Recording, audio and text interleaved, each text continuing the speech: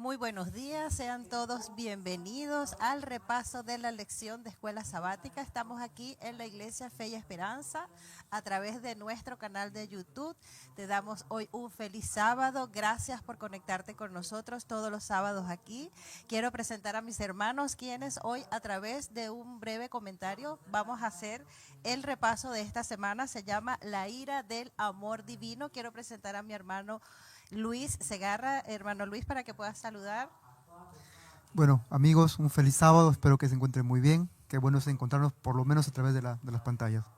Amén, gracias. Y por aquí también nos acompaña nuestro hermano Gary García. Hermano Gary, también para que puedas saludar.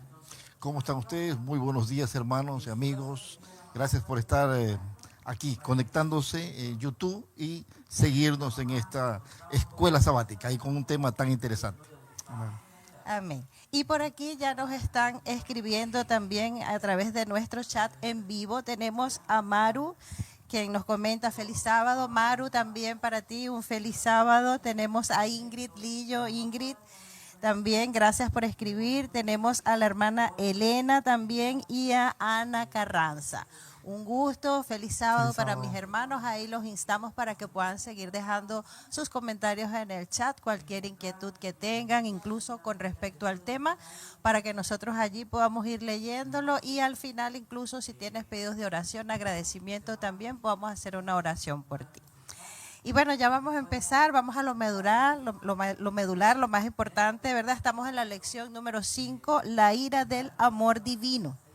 Ya, aquí vemos cómo la ira de Dios es su forma justa y paciente de responder al pecado. No es algo impulsivo o vengativo, sino que siempre refleja su amor y firmeza. Esta ira surge cuando el pecado daña su creación y a veces Dios la usa, ojo, para castigar a los malvados o para liberar a su pueblo. Es un tema bastante contradictorio. Y antes de empezar, entonces le voy a pedir a alguno de mis hermanos que nos pueda dirigir con una oración. No sé si usted, hermano. Bueno. Ya. Padre eterno, Señor Dios, alabado y glorificado sea tu dulce nombre, Padre. Señor mi Dios, rogamos tu presencia divina, que seas tú, Señor Dios, el encargado de dirigirnos, de estar con nosotros, Padre eterno, de instruirnos, de enseñarnos, de ser, Señor Dios Padre, el guía en el estudio de esta palabra. Danos la sabiduría, Señor, necesaria, el poder conversar las cosas correctas, Señor Dios, para que todos los amigos y nosotros mismos podamos, Señor Dios, comprender todo lo glorioso y maravilloso que es tu nombre y tu palabra. Rogamos, Señor Dios, que tu Espíritu Santo nos acompañe en esta mañana. Quédate, Señor, te lo pedimos en nombre de Jesús. Amén. Amén. Amén. Amén. Y esta semana estamos con el versículo para memorizar, que lo encontramos en el Salmo 78:38. Me gustó muchísimo. Dice la palabra: sin embargo, Dios les tenía compasión, perdonaba su maldad y no los destruía. Muchas veces apartó su ira y no despertó todo su enojo.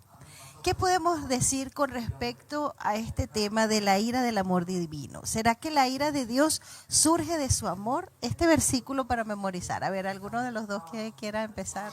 Claro, Ira y amor. Sí, ira y amor aparentemente no deberían estar asociados, ¿no? Como que se puede pensar por ahí que se contraponen, que no es compatible la ira con el amor. Sin embargo, a lo largo del repaso de esta lección vamos a concluir que efectivamente la ira es una expresión del amor divino. Amén, así es. O sea, por lo menos la ira divina, la ira de Dios. ¿ya? Exacto. Porque el ser humano tenemos otro tipo de ira que a veces sobrepasamos los límites. Pero para muchos, cuando uno pregunta quién es Dios, todo siempre se contesta quién es Dios. Dios es amor. Lo primero que se dice, Dios es amor. Pero hoy día vamos a hablar del otro extremo del amor, que es la ira. Pero una ira reflejada en un límite que el Señor pone, ya, no porque el Señor tenga límites, pero nos pone límites a nosotros, ya, en nuestra, pienso yo que en nuestra necedad y en nuestra torpeza, ya, porque si algo hemos demostrado es que definitivamente somos necios y torpes.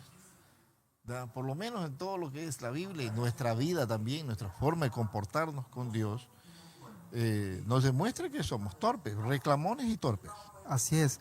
De alguna manera yo también, hasta esta lección, yo pensaba que el amor estaba a un extremo y la ira estaba al otro.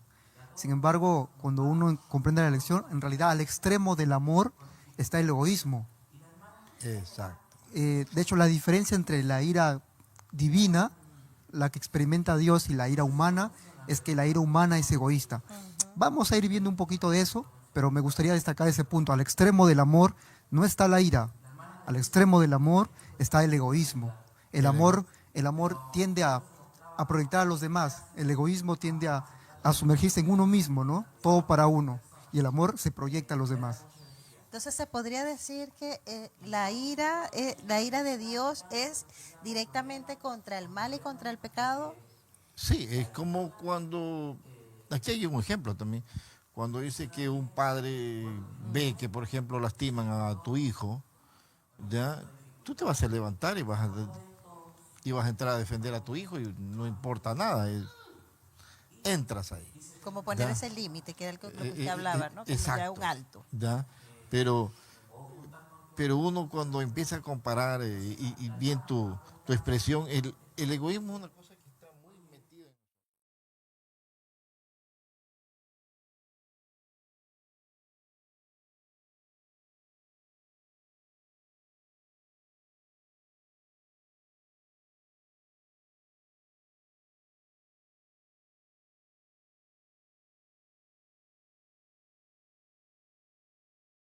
Invadido mi O espacio, les puedo seguir contando la uno historia. reacciona. Porque Sí, la historia de hecho va a Gary continuar. menciona ese punto porque se aplica muy bien al metro. Subes al metro y cada quien cuida su metro cuadrado privado, ¿no? Exacto. Alguien lo invade y tú te sientes un poco amenazado y reaccionas, ¿no?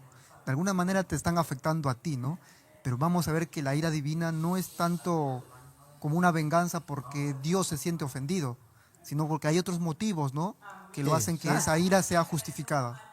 Amén. O sea, no es una ira por capricho de Dios, sino Ah. que es una ira que surge de una motivación correcta desde el corazón de Dios, como para poner un alto, como para detener una acción que está causando quizás un daño a nosotros y un daño colateral. Es lo que estoy entendiendo, ¿no? Exacto. Mira, para entrar directamente al tema, entra el día lunes, por así decirlo, tocaba Ya. el afligido por el mal, decía el título, y te llevó al Salmo 78.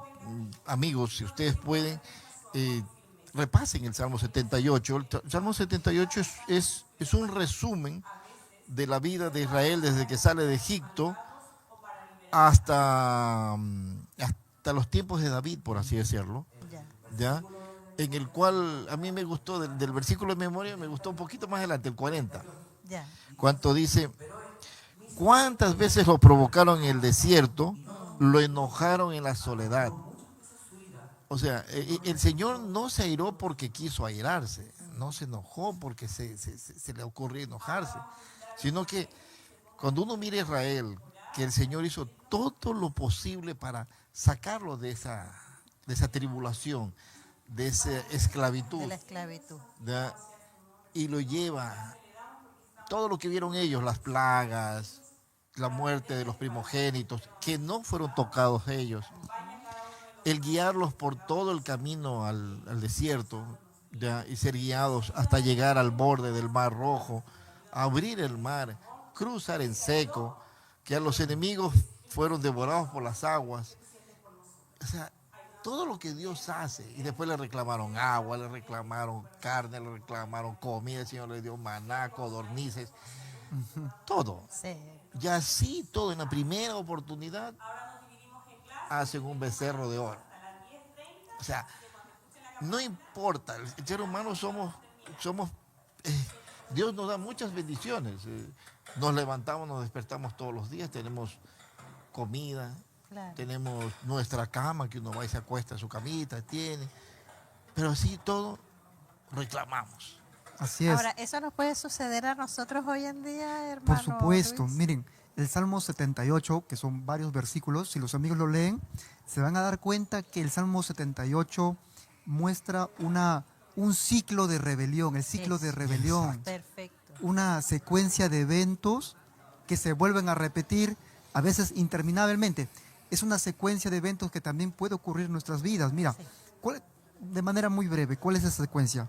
En primer lugar, el pueblo se rebela, el ser humano decide tomar sus propias decisiones, su propio camino, se rebela contra Dios y sus mandamientos, decide que así no se debe vivir, yo quiero vivir de esta manera. El paso siguiente a esa rebelión contra Dios, el ser humano, porque el ser humano decidió esto, Dios respeta la decisión. Y se aparta. Y se aparta, dice que Dios se aparta de las decisiones que están tomando. Claro. De alguna manera aquí se muestra que Dios respeta el libre albedrío. Dios no va a forzar voluntades. Perfecto. Dios ve que actúas mal, pues Él no va a poseerte como si fueses un objeto y va a ser ni obligarte a obedecer. El paso siguiente, después de que Dios te deja hacer lo que tú quieres hacer, es que de repente empiezas a ser oprimido por unos pueblos extranjeros. Eso pasaba con Israel, ¿no? Exacto. Solos en la vida, los pueblos más fuertes, Los filisteos llegaban. Los filisteos, amorreos que estaban mejor armados, los invadían, los hacían sufrir. ¿Cierto? Estaban sin la protección de Sin Dios la por protección su de propia Dios. decisión de que Así se es. alejaron de Dios. En la vida del ser humano es cuando de repente nos asalta un vicio, por ejemplo, ¿cierto? La deslealtad con la pareja, varios pueblos extranjeros que vienen y nos hacen esclavos, ¿no? Dependemos, vivimos para satisfacer los vicios y deseos. Esclavos de nuestro propio pecaminosidad, en otras palabras. Sí. Y mira, y esto nos pasa, como tú hablabas algo del egocentrismo, me acordé de Samuel. Samuel, que fue profeta por muchos años de Israel. Cuando Israel decide, dice, ¿sabes qué, Señor? Samuel, ya no te queremos a ti, queremos tener un rey como lo tienen todos los pueblos. Y Samuel va y se lamenta delante de Dios, dice, Señor, me están desechando a mí, ya, yo que he estado con ellos. Y Dios le dice, no, si a ti no te están desechando, es a mí que me están desechando. Claro. ¿Ya? Pero el ego del ser humano es que a mí me desechan, ¿me entiendes? No es con Dios, Sí. eso yo, hoy me están ofendiendo a mí.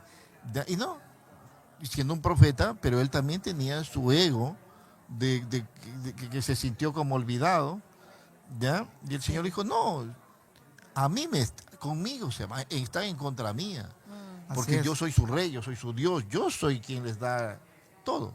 Pero uno se olvida. Y una vez que son oprimidos por un rey malo, ¿qué pasa? El pueblo empieza a clamar a Dios, ¿no? Por su liberación. Sálvanos. Y aparece Dios, ¿no? Para liberarlos. En fin, esta secuencia, este ciclo se vuelve a repetir, porque el ser humano, después que es liberado, vuelve a trompezar y a veces dice que cometen peores atrocidades que antes y se repite el ciclo. Bueno, este ciclo de rebelión genera sus productos, resultados. Por ejemplo, en el proceso, hermanos, hay gente que sufre. Hay hijos que se quedan solos, hay un esposo con el corazón roto, hay una salud desgastada.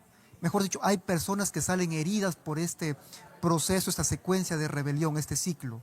Sí. Bueno, Dios frente a este ciclo que se repite, de alguna manera Dios reacciona con ira, pero no ira contra la persona, es contra la maldad, es contra el pecado, es contra la injusticia. Mejor dicho, miren, en una ocasión Dios dijo, ve, dile tal cosa a tal pueblo porque su maldad ha subido a mí. Mira, Dios no está en contra de las personas, Dios no odia, no siente ira contra las personas. No es un asunto personal, dice Dios, es un asunto del acto, la maldad, ¿cierto? Dios se aira contra el acto, no con la persona. Mira, la escritora norteamericana Elena de White, que tiene hermosos libros, hace un comentario de lo que vivió Israel en esto que estamos hablando. Que dice el Señor amaba a su pueblo, pero en su rebelión el Señor tenía que poner un ejemplo. ¿Ya? Cuando le dijo Moisés, a ver, tiró una línea con su báculo ahí en la tierra y dijo, los que están conmigo, vengan conmigo, y los que no, se quedan. Y los que pasaron, se salvaron, y a los demás la tierra se abrió y se los tragó. Claro. Y uno dice, pero ¿por qué tanta dureza, no es cierto? ¿Por qué de una situación tan así? ¿Ya? Pero dice que eso era un ejemplo ante las naciones que el Señor estaba llevando a su pueblo hacia Canaán, Porque si no, también en cualquier otra nación hubiera dicho, sí, pero ustedes tuvieron un becerro de oro. Claro. Ya, ustedes también adoraron imágenes. Ahora, Y el hablando Señor de ese dijo, punto, sí, hermano, sí, sí, pero no, esto se hizo, pero este fue el castigo. Porque solo tenemos un Dios que no necesita imágenes, no necesita nada. Él es nuestro Dios. Amén. en esa adoración del becerro, hermanos, no crean que era simplemente danzar alrededor del becerro y comer Claro. y beber. Era hacer sacrificios y sacrificio de niños inocentes. Entonces, yo me pongo a pensar, en este ciclo de rebelión, en este donde hay gente afectada, que sufre, no pretendemos que Dios no haga nada, que se quede quieto y solamente observe cómo el ser humano se va autodestruyendo. Es por el amor, es porque ve gente es porque sus criaturas están sufriendo, están siendo heridas, es que tiene que intervenir de una manera y se levanta en él una pasión que se conoce como la ira divina, la ira de Dios. Pero Claro. se dan cuenta que de alguna manera la ira divina es una respuesta, una expresión genuina, justa, sencilla ¿de qué? Del amor. Del Mira, amor. en esto no se puede... Siempre he dicho, y hay muchas personas que nos dicen, bueno, ¿y dónde está Dios cuando mueren los niños? Sí. Pasan tantas maldades. ¿Ya? Y dice, ¿y dónde está tu Dios? ¿Ya? Hermano, siempre nos olvidamos que hay un enemigo de Dios, ¿ya? Que está Satanás. Y Satanás actúa para desprestigiar todo lo que es de Dios. Uno solo puede ver, por ejemplo, un ejemplo, Job. Cuando Satanás le dice, sí, pero él te adora en balde nomás porque tú lo cuidas. Lo primero que hizo, Dios le dijo, ya, ok, no lo mates, le dijo. Puedes herirlo, pero no lo mates. Un límite. ¿Sí? Le puso un límite, ¿no es Puso cierto? un límite. Pero ¿qué hizo Satanás? No solo lo atacó a Job, lo llenó de sarna y todo, sino que lo primero que hizo antes de atacar su cuerpo fue matarle su ganado, matarle sus Los obreros, hijos. le mató los hijos. Eso no estaba, Sí. en la conversación no estaba, pero él hizo todo para destruir la imagen que se tenía de Dios y que este hombre tenía de Dios.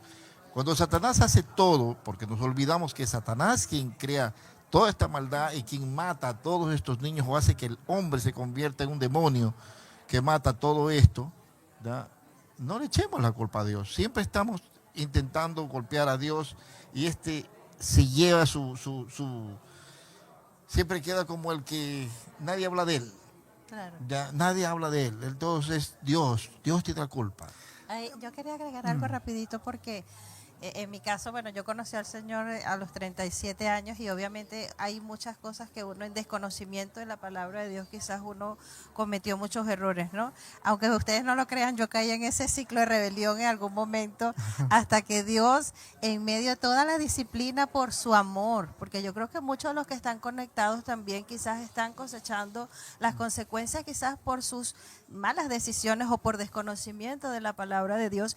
Y es ahí donde el Señor permite en medio de toda nuestra libertad, de todo nuestro libre albedrío, que entendamos que lejos de Él nunca vamos a poder disfrutar de todo lo que Él verdaderamente quiere darnos. Yo caí mucho en esto, toqué fondo muchas veces hasta que lo entendí y el Señor poco a poco me fue afirmando y iba viendo que su disciplina era porque Él quería lo mejor para mí. Y tuve que abandonar quizás alguna de esas cosas y entender, ya, el Señor me ama, el Señor quiere lo mejor para mí, si yo sigo sus instrucciones me va a ir bien. Y entendí que toda la corrección que Dios estaba haciendo en mi vida era porque me amaba. Así es, mira, frente a la pregunta que decía Gary, y que los amigos se preguntan, una pregunta válida, ¿no? ¿Por qué Dios permite el sufrimiento en las personas? En este ciclo que relata la Biblia, como ya lo decíamos, ¿no? El mal no solo es que el diablo actúa o posee personas, el mal básicamente, el pecado, la ley del pecado está en nuestra mente, Sí. en lo más profundo está erradicado, es de nosotros que brota para hacer el mal. El diablo a veces ni necesita hacer mucho en realidad, es el propio ser humano que busca, queriendo ser feliz, daña a los demás. Entonces, cuando esa persona mala que va a violentar a un niño, a una niña, ¿qué puede hacer Dios? Tomar a ese hombre, destruirlo inmediatamente, enviar un rayo. Lamentablemente, y esto quizá entiendan los padres, ¿no? frente a un hijo que daña y se daña, el padre a veces tiene que dejar que el hijo tome sus decisiones, porque no puede forzar voluntades. Claro. Sin embargo, como ya muestra la historia en la Biblia, hubo un momento en que la maldad había llegado a tal punto en que si dejaba que la próxima generación aparezca, esa próxima generación Sí. iba a sufrir más y tuvo que de alguna manera pausar la existencia del ser humano y renovarla, ¿no? Reiniciarla. Un nuevo comienzo. Israel vivió 40 años en el desierto dando la vuelta, cuando era un camino que tú llegabas Sí. en menos de un mes, ya estabas en Canaán. Ya, estamos hablando que son 2 millones de personas que estaban caminando, no era simplemente un grupito, eran 2 millones de personas, incluidos niños y todo, que caminaron en el desierto, pero habiendo conocido a Dios en tantas formas y de tanta protección, con la nube que los cubría en el día, con el fuego que les daba calor en la noche para que no tengan frío, porque el desierto es desierto. El calor es abundante, 40, 50 grados en el día, Sí. y en la noche es 0 grados. Claro. Así es el desierto. Entonces, son extremos. Pero el Señor les puso todo. La nube que los cubría, el fuego que los calentaba. Y así y todo, Claro. se rebelaron contra Dios. Mira, cuando Moisés mandó los testigos, los espías, solo 2 dijeron, Señor, sí podemos entrar. Sí. Y de ahí toda esa generación de los otros 10 que dijeron que no, el Señor dijo, ok, se quedarán dando vuelta en el desierto hasta que esta generación se pierda. Quiero hacer un comentario aquí que me Parece parece duro. clave, hermano, con eso que usted está hablando, ¿no? Porque se tiene la idea de que el Dios del Antiguo Testamento, Era el malo. que se presenta, era un Dios de ira, y que este Dios que es Jesús, que se presenta en el Nuevo Testamento, es ese Dios de amor. Pero vemos, por ejemplo, en el Antiguo Testamento, con las 10 plagas de Egipto, en este caso Dios envía las plagas precisamente porque Faraón se estaba negando a liberar a su pueblo que estaba esclavo. Vemos también, por ejemplo, cuando Nabucodonosor llevó cautivos a los judíos a Babilonia también, era porque ellos estaban menospreciando, dice 2 de Crónicas 36:16, menospreciaban sus palabras burlándose de sus profetas, hasta que subió la ira de Jehová contra su pueblo y no hubo ya remedio. Y en el Nuevo Testamento vemos cómo Jesús volcó las mesas del templo cuando habían convertido este templo, ¿verdad?, en un mercado. Mercado de estafadores y ladrones. Eso.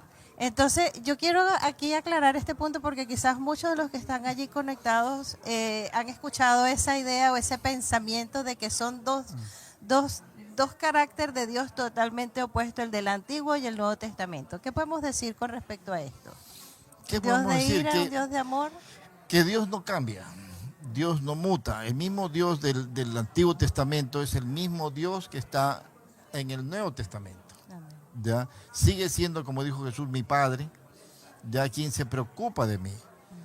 ¿Ya? La historia del Nuevo Testamento es muy corta, es acerca de la vida de Jesús en un tramo entre los apóstoles de no más de 100 años, entre Jesús y los apóstoles.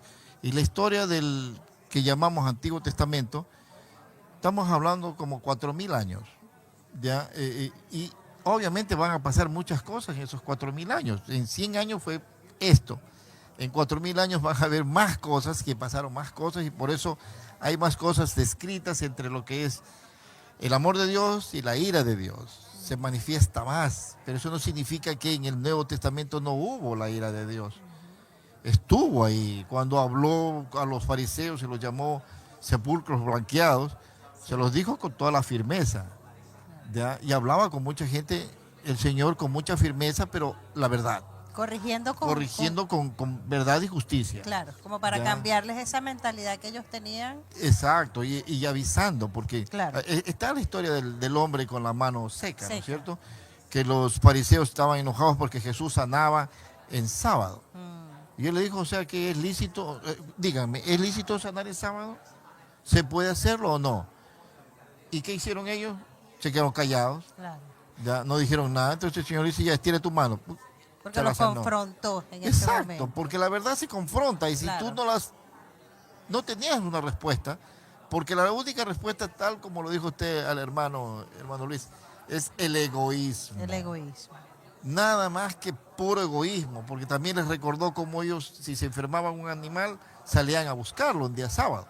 Claro, de alguna manera, volviendo a la pregunta que decía Dayana, ¿por qué es que el ser humano ve que los amigos ven un Dios distinto al el del Nuevo y el del Antiguo Testamento? Parece ser que el del Antiguo estuviera airado, ¿no? Y el Nuevo ya es todo bondadoso y tal. Bueno, pues veamos un testimonio de un hombre del Antiguo Testamento y cómo veía a Dios. Por ejemplo, Jonás un día dijo así: por esto me apresuré a huir de donde tú me habías enviado, Capítulo 4, versículo 2.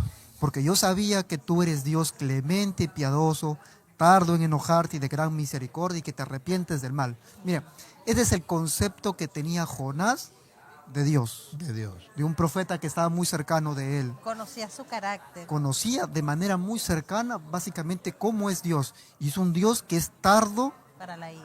para enojarse, o sea que le cuesta mucho, tienes que hacer mucha cosa mala para que de alguna manera lleves a Dios a un punto en el que ya su ira Agota su se paciencia. despierte. Sí. Entonces, claro, ¿cómo es que este versículo de alguna manera se relaciona con todos los eventos que uno conoce? Porque los amigos que han leído un poquito la Biblia, el Antiguo Testamento, va a ver que un día Dios dijo, ¿saben qué? Vayan, invadan ese pueblo y no dejen rastro. Incluso hasta los niños tienen que dejar de ser.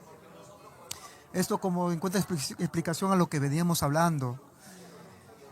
Este ciclo de rebelión que genera sufrimiento, cada vez que avanza en el tiempo se hace mucho más, deja mucho más rastros. El sufrimiento se hace mucho más grave. Entonces, en un momento, Dios en su amor tiene que detener eso. Y en esa oportunidad, cuando Dios tuvo que enviar fuego y consumir gente, es porque si dejaba que Dios eso siga, el sufrimiento iba a ser peor. Es clave eso que está hablando con respecto a Jonás, porque el Señor tenía un plan primero, que era destruir precisamente a Nínive. Pero antes Él envía un profeta precisamente porque Dios en ese deseo de salvar, en ese deseo de que procedamos al arrepentimiento, en medio de toda la maldad que quizás se estaba viviendo en Nínive, Él envía a Jonás y le dice, yo quiero que tú prediques. ¿Por qué? Porque antes de yo emitir un juicio, antes de yo accionar, quiero que ellos conozcan el mensaje, quiero que se arrepientan. Y ahí Y te eso es muestra clave. el amor de El ese Dios. amor. Ahora, Sí. miren, de alguna manera, Jonás ya iba a ir una sentencia. Miren, si usted lee en el libro de Jonás, Jonás fue el que dijo, ¿saben qué? En 40 días vendrá Dios y los va a destruir. No dijo, si ustedes se arrepienten, Dios va a cambiar de decisión. Eso no era parte del mensaje. Jonás va y dice, ¿sabe qué? En 40 días va a venir y va a desaparecer. Sin embargo, el pueblo, dice, ¿no? Los nínives empezaron a reunirse, dijeron, ¿sabes qué? Tenemos que arrepentir. Reaccionaron. Sí. ¿Por qué? Porque justamente dice Jonás, dice así, porque yo sé que tú te arrepientes, dice, ¿no? De ejecutar tu ira. Ahora, es decir, de alguna manera Dios, al ver la reacción del pueblo, se retrajo su decisión. Siempre Ahora, Dios envía a alguien para que nos mira, haga reaccionar. Parece, cuando uno lee Jonás, parece que fuera algo sencillo. En Nínive vivían, dicen, 120,000 personas en un promedio. 120,000. No 3 días demoraba para recorrerlo. Exacto, toda la ciudad. no era un asunto que voy y le predico a 30 personas, a 20 personas. No, incluido el rey de Nínive. Claro. Ahora, estos no eran judíos, eran asirios. Y gente realmente de carácter malo, porque los asirios eran gente mala, que dice que cuando construían sus murallas, cogían a sus enemigos y los acostaban en uno de los bloques y luego le tiraban el otro ladrillo encima y quedaba su cabeza afuera para que sus enemigos vean, ¿ya? O despellejaban a las personas. Tenían prácticas muy salvajes. Bueno, todo eso hicieron con el pueblo de Jonás. Y por eso que Jonás de alguna manera exacto. de alguna manera tenía un rencor, un resentimiento hacia los ninivitas. Contra los ninivitas. Pero, estaba airado Jonás. Sí, ¿no? bueno, pero mira lo que decía Jesús y lo que nos dice el mismo Dios. Sí. ¿Ya? Cuando Jesús nos dice, deben orar por sus enemigos. Y aquí lo mandó a predicar a sus enemigos. Y él fue bravo y todo, enojado y todo, pero fue y predicó. Lo que yo te digo es que no se convirtieron cristianos, se convirtieron gente canalla, mala, Sí. compleja, de ideas muy extremas, pero terminaron 120,000 personas diciendo no, debemos escuchar a un Dios que no era su Dios, ¿ya? Porque Jehová no era Dios de los ninivitas, Claro. ¿ya? Eran otros sus dioses. Pero tienen que haber escuchado de ese Jehová, que era tardo para la ira y grande misericordia, pero también así, Así es. de mucho, me Ahora, imagino yo, se habrán acordado de tantos casos. una pregunta. Nosotros somos el Jonás moderno, porque nosotros hoy en día estamos llamados quizás a predicar. ¿Podemos tener incluso algún preconcepto o prejuicio con respecto a una persona de pensar de que a lo mejor nos hizo daño o lo que sea, de decir no merece la salvación, no le voy a predicar? Quizás podemos actuar como Jonás por la ira de no predicarle. A veces escucho decir, dice que debemos amar al prójimo, pero el prójimo no me ayuda. No colabora. No colabora. Sí, ese es un meme que No me ayuda el prójimo. Eso pasa, hermano, por ejemplo, en el trabajo, ¿no? Que algún compañero no quiso ayudarte, no te prestó ayuda, o de alguna manera te habló de una manera inadecuada, te hizo sentir mal, y tú tienes que prestarle ayuda. No es sencillo. Sin embargo, Tenemos que estar en una comunión con Dios para que Él nos ayude a tener ese amor, esa misericordia y que esos sentimientos carnales, pecaminosos que tenemos nosotros, quizás esos conceptos, esa ira que nosotros nacemos con eso, que podamos ir sometiendo eso a la obra del Espíritu Santo y que podamos por encima de lo que nosotros sentimos poner el reino de Dios y su justicia. así es. Y hermanos, miren, el amor no es solo sentirlo, el amor se ejerce. Cuando Dios dice ama a tus enemigos, en realidad no está diciendo que primero experimentes un sentimiento o algún sentimiento de afecto por quien te hace daño. Más bien Dios está llamándote que tú ejerzas el bien, hazle el bien. Y en el ejercicio de hacer el bien, de repente tu corazón empieza a experimentar ciertas cosas que no experimentaba antes. Empiezan a tener ciertas fibras muertas, empiezan a hacer el amor. Empieza a tener efecto y tu corazón puede ser transformado. Entonces no esperemos a sentir algo por el que nos dañó. Ejerzamos, seamos misericordiosos, ¿no? Amén. Mira, Deuteronomio capítulo 32, versículo 35, también lo dice en Romanos, en Proverbios hay que buscar, te dice, mía es la venganza y la paga. A su tiempo su pie vacilará, porque el día de su aflicción está cercano y lo que les está preparado se apresura. Por eso cuando uno dice, bueno, ¿y dónde está Dios? Tranquilo, o sea, perdóname, a esas personas todo le llega a su tiempo. Y el Señor lo dice, mía es la venganza. Tú Claro. tranquilo, yo sé que te duele y nos puede doler todo, pero la venganza del Señor, dice, porque todo, dice, todo. Versículo 35, a su tiempo su pie vacilará, porque el día de su aflicción está cercano y les está preparado, y lo que está preparado se apresura. Claro. O sea, uno piensa que Dios no va a dar el castigo. Dios va a dar el castigo, y el castigo va a ser también en la misma proporción de lo que hicieron estas Claro, personas. esa palabra castigo en realidad es hacer la justicia. Es la justicia, ¿no? Porque los niños que hoy sufren, que son violentados, las madres, los huérfanos, las injusticias que se cometen allá en el Poder Judicial, todo ese tipo de cosas no creamos que van a quedar sin resolver. Impune. Claro. La Biblia señala que va a haber un día que todo eso va a ser a la luz y todo eso va a ser juzgado y cada quien va a recibir según su obra. Dios, con el versículo que leyó Gary, está llamándonos a que seamos pacientes. A que si, por ejemplo, por ahí yo entiendo en este país en algún momento muchos, por una corriente política, mucha gente murió y hasta hoy sus madres siguen reclamando sus cuerpos y que se haga justicia y pasan su vida tras ese buscar, ¿no? Justicia. Y sin embargo, no es resuelto. Bueno, el llamado de la Biblia es a que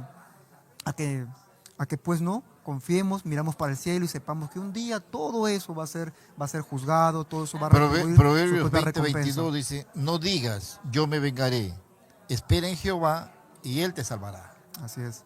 ¿Ya? Solo que eso no es sencillo, hermanos. Sí, no es fácil. Cuando a uno no le sucede, todo es sencillo decirlo, ¿no? Pero cuando el acto de estás con- justicia, Sí. que duele. Entonces, ¿es pecado la ira? Sí, obviamente. O sea, porque nosotros no manejamos la ira. La ira nos maneja. La ira no es algo que podamos decir yo la controlo. Ya, porque por algo también te dice 24, 29 de Proverbios, dice, no digas como me hizo, así le haré, pagaré al hombre según su obra, porque eso es lo que uno quiere. Ya, tú me traicionaste, yo también te voy a traicionar. Tú me golpeaste, yo también te voy a golpear. ¿Ya? Eso es lo que está en nuestro corazón, eso es lo que nos nace. Ahí yo quiero agregar algo también, hermano Gary. Yo pienso que la ira es un sentimiento que Dios puso en el corazón también del hombre. O sea, forma parte de nosotros tener ese sentimiento quizás de molestia, de enojo por algo, por una injusticia, por algo que nosotros logramos ver. El tema de la ira es cuando se convierte en un pecado en nosotros, es decir, cuando nosotros a través de la ira empezamos a generar malas acciones, empezamos a tomar venganza, empezamos a hacer cosas que dañan a los demás producto de nuestra ira. Así es, Dayana. Pero si yo la canalizo, si yo logro hablarlo, expresar mi molestia de una manera tranquila, con el Espíritu Santo, que Dios nos ayude a que sea ese dominio propio que me ayude a yo poder decirte, oye, Luis, me molestó esto, no me gusta, que nosotros podamos tener eso, yo creo que es válida la ira controlada. Somos seres emocionales, Sí. la ira es una de las emociones, es una manifestación, depende de qué hagamos con ella. Miren, el hermano, bueno, decían si la ira es pecado. Depende. Ellen White habla en su libro que un enojo tal, nacido de una moral sensible, no es pecado. Es decir, no toda ira es mala. Sí. Y acá expliquemos. Está la ira justificable, y está la ira motivada por el egoísmo. Normalmente el ser humano experimenta esa ira que es motivada por el egoísmo. Como el hermano decíamos, ¿no? Me ofenden, me hieren en mi ego, me afectan mis intereses y yo reacciono de manera violenta, ¿no? Buscando venganza. Esa ira está mal, es mala, podemos decir que es pecado. Sin embargo, hay una ira que la experimenta Dios, ¿no? Que de alguna manera es movida por el amor. Hieren a sus hijos, hacen sufrir, e inmediatamente él reacciona, y reacciona airado, pero no contra la persona, contra el acto.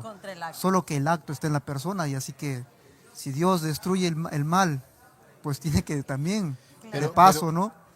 Pero esto es algo que, para poder llegar a ser un control de la ira, esto debe ser una práctica. Mira lo que dice Romanos 12, desde el 17 al 21, dice: no paguéis a nadie mal por mal, procurad lo bueno delante de todos los hombres. Esto de no pagar mal con mal es una cosa que no se hace de la noche a la mañana, hay que empezar a practicarla. Sí. ¿Ya?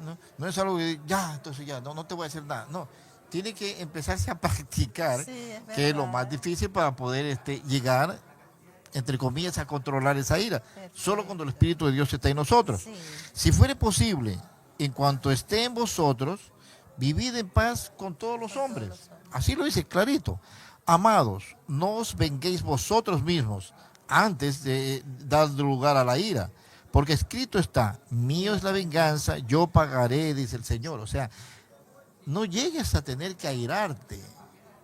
No dejes que la venganza te consuma, Claro. y después la ira te Ese devora y odio, quieres ir y lastimar. Claro. El Señor dice: mira, calma, trata de vivir en paz. Mía es la venganza, yo pagaré, dice el Señor. Así que si tu enemigo tuviere hambre, dale de comer. Si tuviere sed, dale de beber. Pues haciendo esto, ascuas de fuego amontonará sobre su cabeza.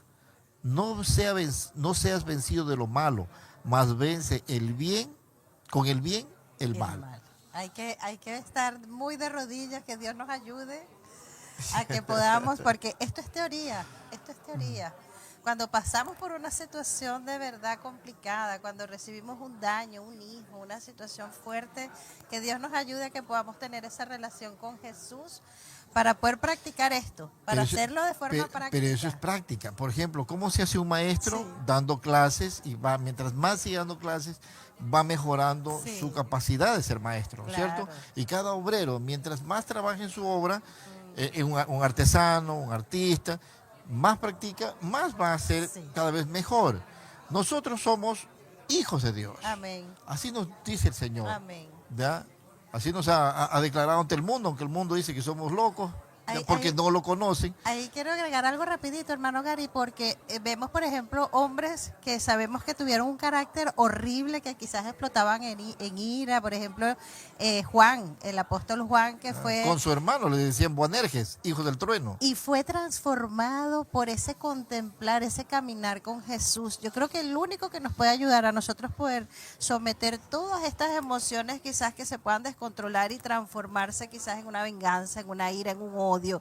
Incluso hay personas que por ira pueden llegar a matar, pudieron llegar a caer presos. Hay tantas cosas que quizás el ser humano puede caer. Es ese caminar con Cristo Jesús. Es lo único que nos puede ayudar a que podamos tener esto controlado. El fruto del Espíritu, el dominio propio. Y te lo dice Pablo, aquel que fue golpeado, encarcelado, Sí. insultado. Bueno, pasó Fueron por moldeados, muchas cosas. sí. Pero eso lo fue moldeando mientras más se aferró al Señor. O sea, Amén.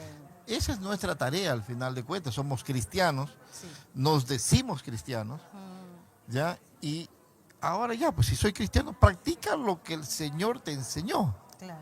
Y ese es nuestro deber, ¿ya? Porque estamos representando a Jesús, estamos representando a Dios nuestro Padre, y nuestra representación debe ser una representación sincera. Tal vez nos cueste, obvio que nos va a costar, pero si no das el primer paso, si no lo intentas, nunca vas a lograr lo que el Señor también espera de ti. Sí, a veces el ser humano experimenta la ira y es una ira que está equivocada. En realidad decimos que es ira santa. Claro. A veces sucede en las reuniones, ¿no? En el trato con amigos, con hermanos, con el Hasta en trabajo, ¿no? guerras. Creemos que podemos ir y vengarnos porque está justificado, porque esta es una ira santa, entre comillas. A la verdad, hermanos, yo creo que para el ser humano que no comprende cuán misericordia ha sido Dios con él en su vida, jamás va a poder tener misericordia con el otro, con el prójimo. Imposible. Si no sabe, si nunca experimentó el perdón de Dios en su vida por sus multitud de errores y toma de decisiones, pues tampoco va a poder expresar eso en los demás. Amén. Amén. Que Dios nos ayude. Ya estamos cerrando. No sé si querían agregar algo ya para cerrar. ¿Algún pedido que hayan hecho?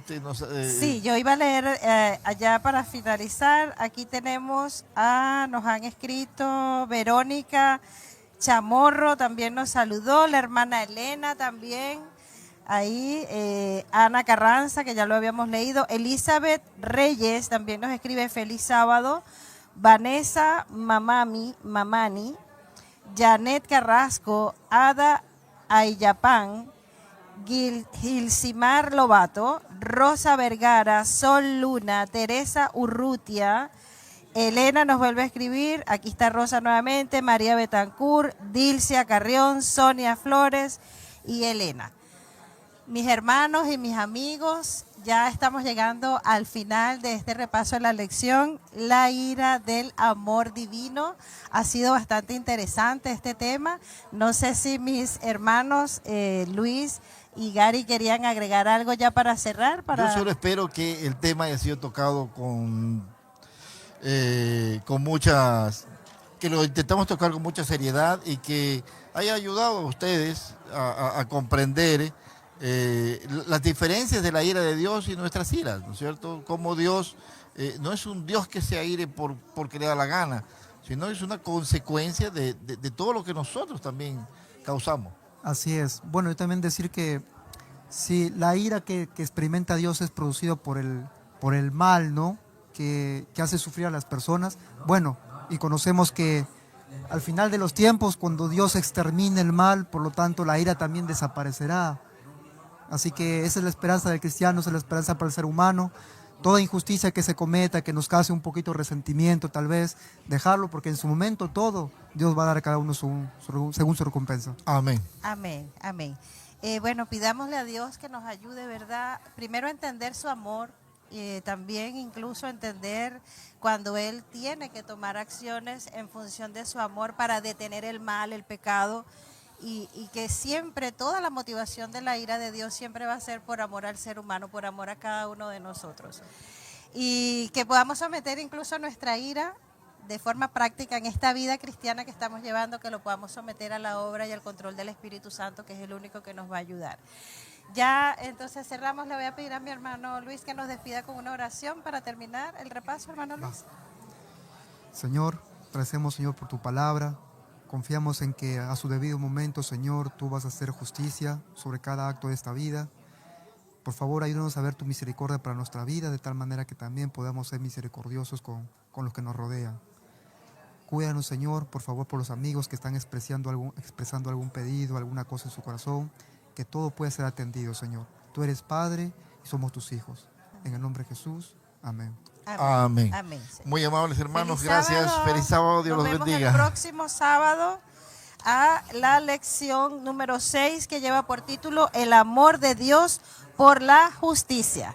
Mis amigos y mis hermanos, que tengan un feliz sábado. Feliz sábado, Diana. Dios los Vale. bendiga. Feliz sábado.